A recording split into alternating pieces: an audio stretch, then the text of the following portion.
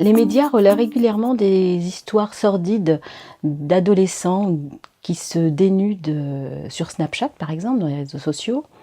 Je voulais savoir comment réagir dans ce genre de situation avec mes enfants. Je suis régulièrement sollicité par des directeurs d'établissements scolaires ou par des parents qui découvrent horrifiés qu'il y a des photos de leurs filles qui circulent dans leur établissement sur lesquelles on verrait sa poitrine ou sur lesquelles même on en verrait un peu plus.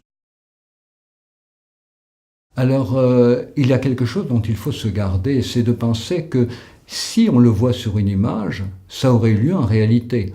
Peut-être que c'est vrai, peut-être que cette fille a montré sa poitrine à son copain qui lui a dit je garderai ça pour moi, et puis après, le salaud, il a montré à tous les copains. Ça peut arriver.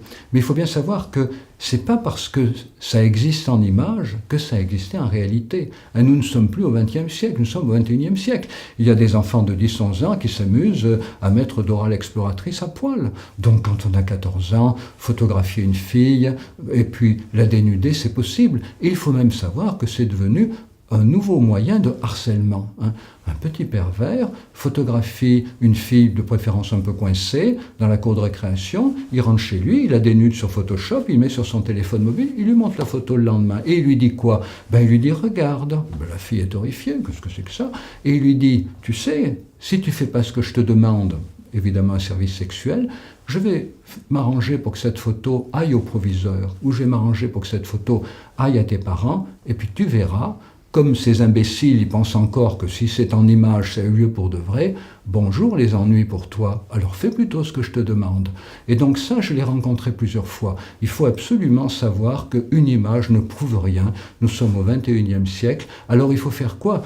Il faut voir la fille, son nom c'est une fille, puis lui dire, écoute, c'est très embêtant ces images de toi qui circulent, peut-être c'est une photo truquée, peut-être pas, mais on ne veut pas le savoir. Il faut ajouter bien sûr que si la fille en souffre, elle doit en souffrir, elle peut consulter un psychologue, une relation de confiance, une relation d'intimité.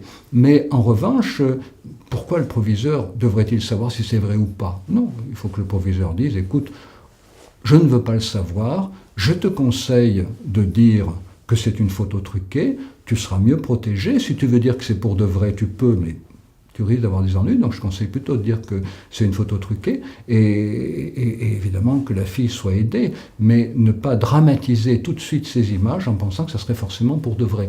Et j'ajouterais d'ailleurs que ce qui arrive à ces filles, ça peut nous arriver à tous. Une image de nous peut très bien être prise par quelqu'un qui ne nous aime pas beaucoup, et nous pouvons être rendus un peu plus grimaçants que nous sommes en réalité. On peut nous faire croire que nous sommes alcooliques en nous mettant en coupe rosée, on peut faire croire qu'on s'ennuie dans les événements importants en trafiquant un peu notre image sur Internet. Donc le trucage des images, il peut affecter notre image à tous. Et nous devons aujourd'hui vivre avec l'idée que ces images, ce ne sont pas des reflets de notre vie, ce sont des fabrications. Mais en même temps, c'est évidemment une nouvelle culture qui deviendra de plus en plus importante parce qu'il y aura de plus en plus d'images fabriquées.